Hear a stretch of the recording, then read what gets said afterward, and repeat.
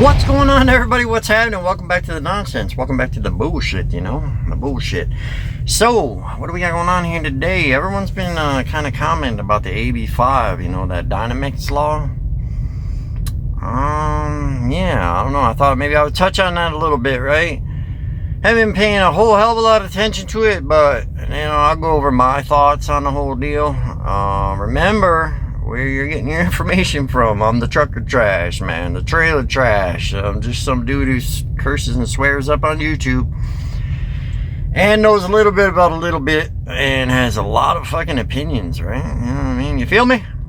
So obviously we know that AB5 bullshit's already in effect out in California and causing some issues, and they're trying to get it, like a nationwide type deal, right? Which is probably going to cause some issues, right? So let's go over it a little bit, right? As far as what I know right now, they basically got like the ABC test, right? And yes, I have that written down right here because I can't remember all this legal definition bullshit. So the A part of the test, it says, worker must be free from control and direction of the hirer in connection with the work performed. Do they tell you where to get fuel? Do they tell you where to get the maintenance done on your truck? Do the expenses that you incur out on the road get reimbursed by the company? Does the driver provide the truck, or does the company provide the truck? Does the driver pay for the fuel, or does the company pay for the fuel? Does the driver pay for the maintenance, or the company pay for the maintenance? Can you take the truck to another company? Now the B part of it. The worker performs work that is outside the usual course of their hirer's business, right? Well, I guess an example on that would be like if the trucking company hired you to put new carpet in their office, that would be outside of their normal business. So yes, you would be a independent contractor per se, right? The C part of their little test deal here. The worker is customarily engaged in an independently established trade, occupation, or business of the same nature as the work performed for the hirer. Now, I am just a truck driver, right? And I only got a GED. That seems a little contradictory. The worker performs work that is outside the usual course of the hirer's business. The worker is customarily engaged in an independently established trade, occupation, or business of the same nature as the work performed for the hirer. Huh? What? That's that legal stuff, man. They try to confuse us. What they do, man. But as far as that goes, all right, man, here's my thoughts on the whole deal. It's going to have, definitely the effect on the legitimate owner-operators is not going to be good, right? But for the 1099 company drivers, that aren't actually owner-operators, maybe that should happen with that, because a lot of times with these 1099s, as I explained right here in my 1099 video, payroll taxes. According to Forbes, federal payroll tax rates. In most cases, the federal payroll tax rate is about 15.3%, with the employee covering 7.65% and the employer covering 7.65%. As a W-2 employee, the employer pays half your payroll taxes. Social Security taxes. According to SSA, if you're self-employed, you pay the combined employee and employer amount. This amount is a 12.4% Social Security tax on up to $160,200 of your net earnings and a 2.9% Medicare tax on your entire net earnings. If you're a 1099 employee, you pay 100% of your Social Security taxes. As you can see, that's just them kind of passing their costs off onto us, right? It's not like real legitimate. Well, there's a couple different styles, right? Like that last lease deal that I was doing, it's kind of, as far as the requirements to be considered an actual 1099, they pretty much met the requirements in that whole deal, because we paid the truck payment, we paid the trailer payment, we paid the insurance, we paid for our fuel, we paid for our law books, all of that stuff, right? But really, you were just a company driver, and they just had it all written up that way to make it 1099 legal, right? Because at the end of the day, when I was working there, it didn't matter how you figured it. when you figured it out, you could take your, your lease rate or whatever you want to say, your lease operator rate, what you made, and then do a mileage rate. It would be the same. Do a percentage of the load. It would be the same. It would always come out the same, no matter how they were saying it was paid, right? So it didn't really matter. You're still basically just a fucking company driver. Now, I will say on that style, the way I was doing it at that company, it did meet the criteria a lot more because you did have some control. Like, you could, if they dispatched you on a $1.80 a mile load and you were like, man, I don't want to fucking work for $1.80 a mile, man, just leave me sitting here until you find something better. You could do that, right? A lot of times you can't do that as a company driver. Some places will, let you pick where you want to go, but a lot of times you're pretty much just dispatched and you gotta roll with it, right? Unless you want to be a real dick. So you had that, but then you also had, like, say on the fuel, like the other day I was coming up just at the current fuel prices right now. It's coming up through Texas or Oklahoma or some shit, and I stopped at the Loves and I tanked up, and then I rolled down the road a little ways, and like the mom and pop smaller places, Loves was $3.49 a gallon or something like that, and the mom and pop places were like $3.09 a gallon. So I don't know, if tanking this bad boy up, what is that, like $80 on that one fill. Probably fill a few times a week, right? So it's a considerable amount of savings on that. You had that control as a lease operator. If you wanted to, go to the mom and pops and save that money, you got to keep it. Then you had, like, say you're idle, right? You always hear me say that. It sounds silly, but you add up your idle time, you can save quite a bit of money by shutting the truck off. Like I said in the video, what did I say, like 2 Harley payments or something a month, or a Harley payment a month? I don't remember how I had it figured, but it's a considerable amount of money. So that's the control that you had, and some other examples, so that kind of did classify. Now, when you're just doing the 1099 companies, where you're just legitimately a company driver, nothing changes except for the way you get paid. Now, I was thinking of some possible ways around it. As I said, I'm just a dumbass truck driver, think about shit while I'm driving down the road, right? So this is what I was kind of thinking. I don't know, but let's just say a trucking company like opens up a brokerage division, so they basically become a broker, right?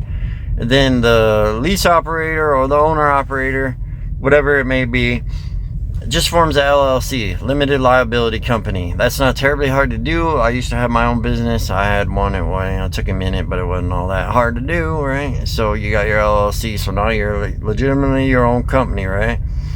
So now the trucking company basically says they're starting a dispatch service, because that's a real thing, right? So yeah, they're still dispatching you, but they're just providing a service, because some owner operators do that. They hire a dispatch service. It's a real thing.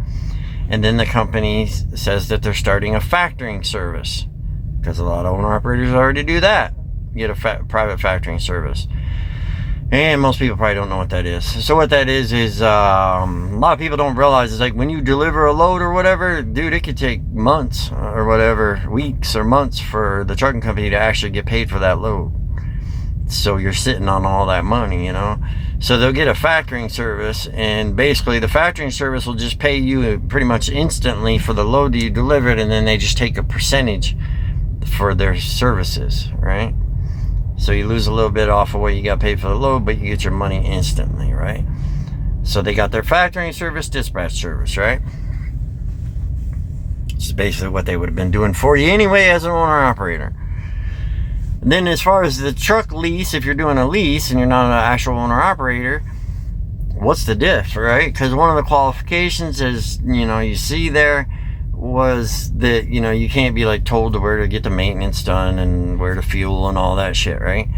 Well, if you just leased the truck, it would be the same as if you did any vehicle lease. Like if I leased a pickup or whatever, if I lease a pickup, they tell me where I got to take it to get it the maintenance done. They tell me where I got to take it to get the repairs done on it, and they do that with all lease vehicles, right? So that would kind of be the same, wouldn't it? And then as far as fuel goes, the trucking company could just run a fuel program, you know, similar to Love's, right? Because if you're an independent, you can go to Love's and apply and get a Love's fuel account. So instead of doing a Love's fuel account, you just do it through whatever company that you're signed on with, or whatever you want to say, however you would want to classify all that, right? Like, probably get a fucking lawyer to figure it all out. I wouldn't do it off of my video, but people just wanted my opinion. So then after all that's set up, there'd probably be a little bit more in there, right, that you'd have to look into. The driver gets like the full rate for the load, right?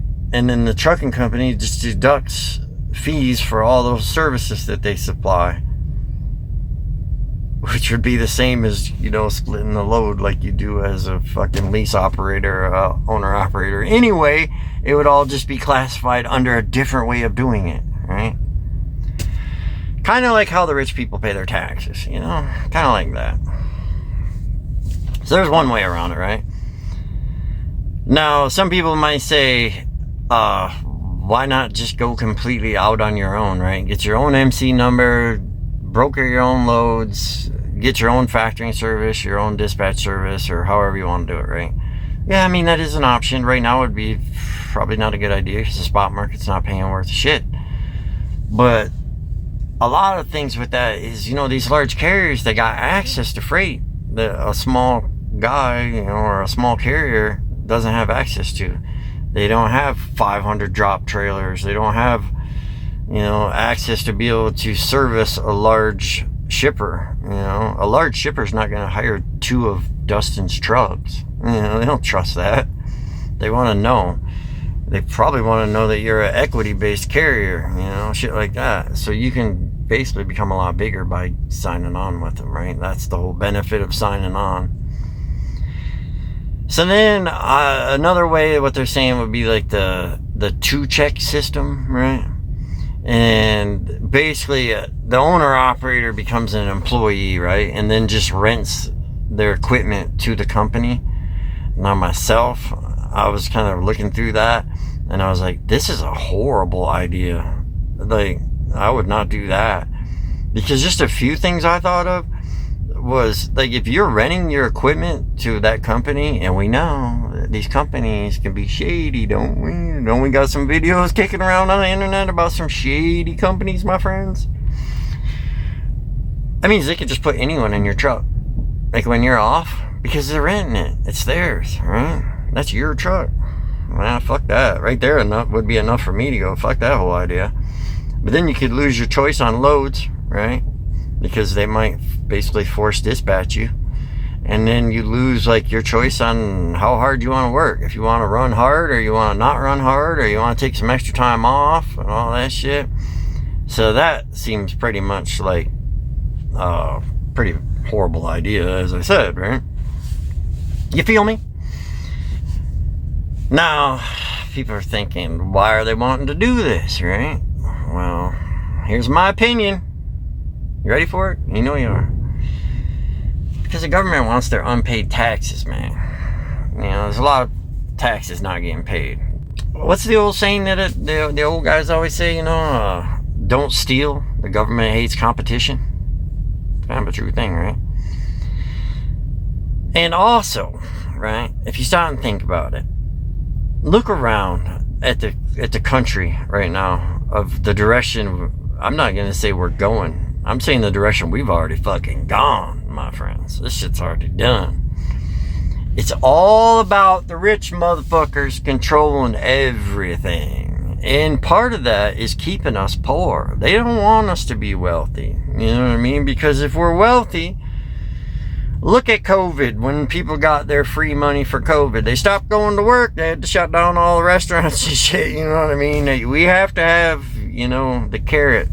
The stick don't always work to get our asses to go out and go to work.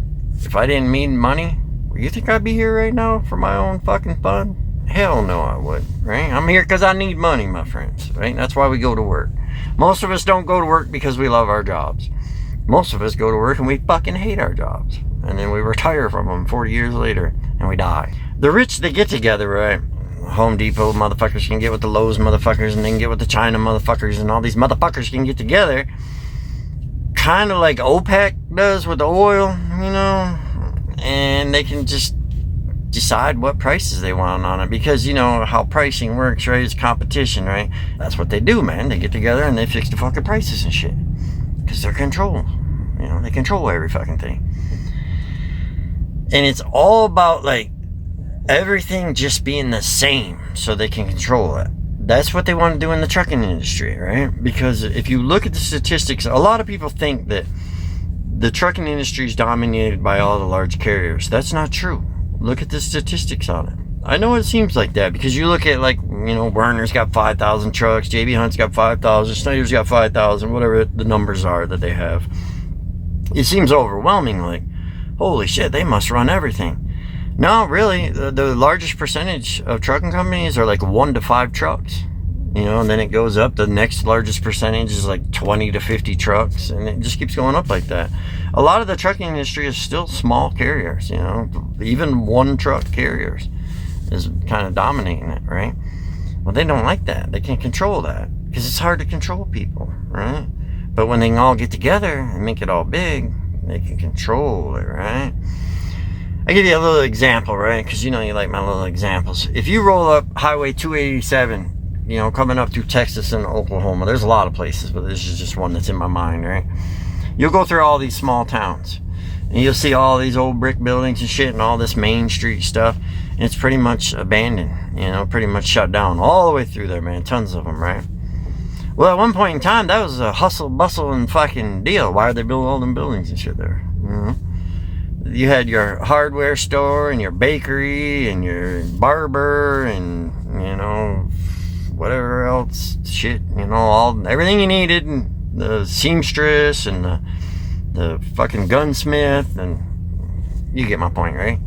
All that was in individual little buildings along that main street. And, you know, you can picture those main streets, people walking around, you know, fucking doing all their shopping and stuff, right?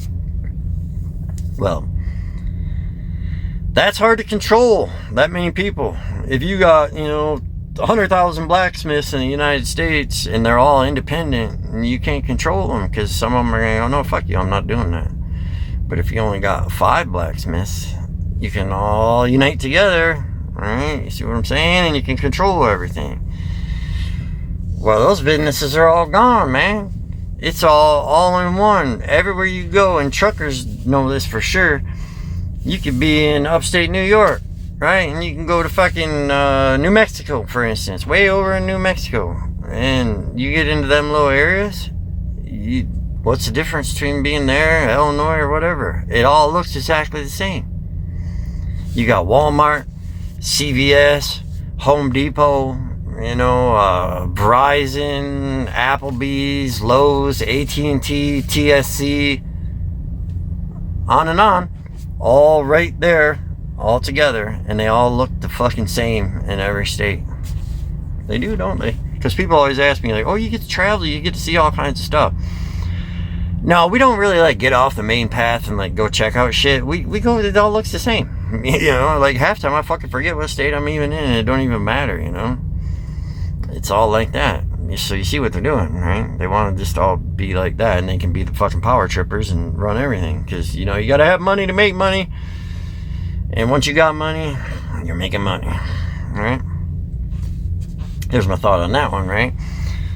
So, you got to really look at who's behind all this a lot. I mean, obviously the government, right? But the Teamsters in the ATA, American Trucking Association, are like 2 of the biggest backers of this whole deal. Now stop and think about that. I mean, these people are not our friends. Just look at the Teamsters history, you know, and how they roll with shit.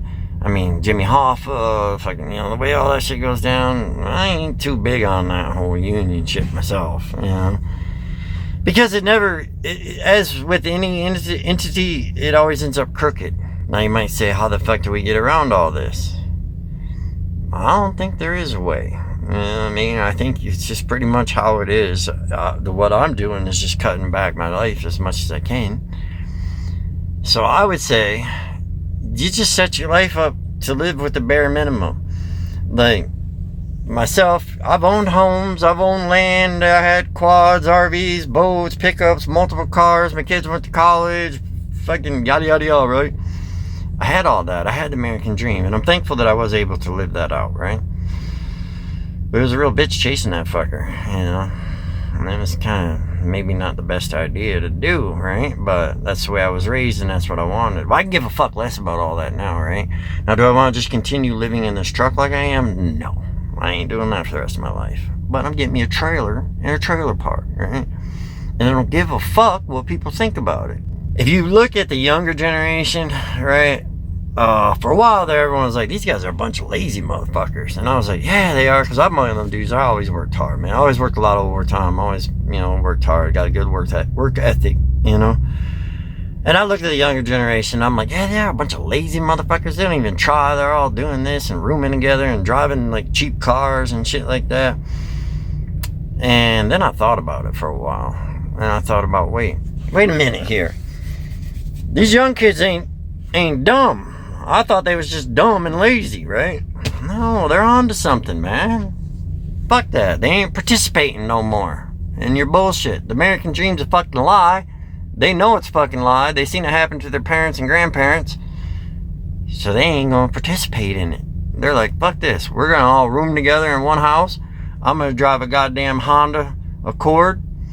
And, it's pretty hard to completely get out of the whole system unless you go live out in the fucking woods and live off the land, which, fuck that, I don't want to do that. But you see what I'm saying? They're keeping it at a bare minimum. They ain't out buying all this fucking fancy shit and all that stuff, a lot of them. I don't know. They ain't a bad idea. It's better than getting fucked your whole life. Working your ass off, just to turn around and get divorced or sued or something and lose it all and still be fucked at the end. So there you go, my friends. There's Trucker Trash's twisted fucking thought on that whole thing.